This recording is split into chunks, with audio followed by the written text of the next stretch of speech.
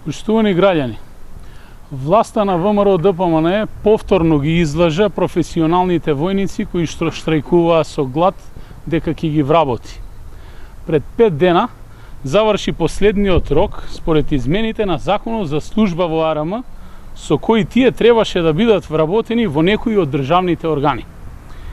Емил Димитриев, како тогашен генерален секретар на ВМРО-ДПМНЕ, тоа лично им го вети на овие војници.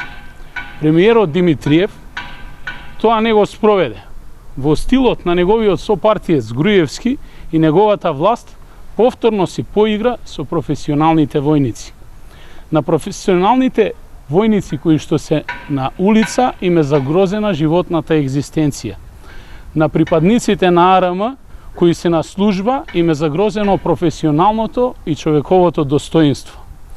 Тоа на професионалните војници им го прави државата која што е бранат. Ова е дел од секојдневната реалност со која што се соочуваат професионалните војници. Скапани врати, скапани и нехигиенски тоалети, кревети и подови. Во такви услови работат на Воената академија во Скопје, која што оваа власт популистички ја трансформираше во универзитет. А овде престојуваат војници во времениот објект на јужниот границен појас кон Грција. Токму резултатот на условите во кои што обстојуваат војниците е следен.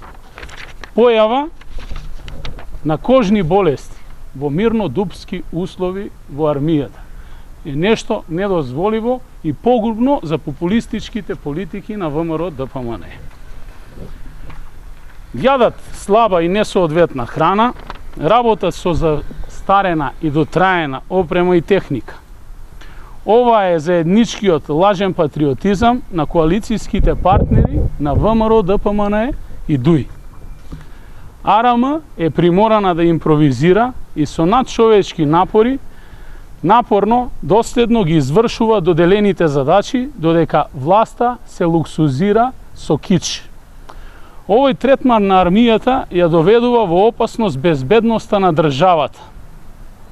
Почитувани, СДСМ која ќе ја добие одговорноста од граѓаните да ја води државата, ќе го врати достоинството што го заслужува армијата на Република Македонија. Ќе ја модернизираме одбраната.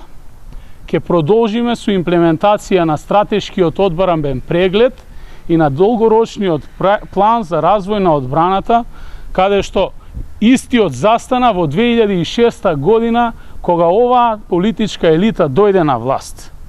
Евроатлантските интеграции ќе ги вратиме како приоритет и стратегија на Република Македонија.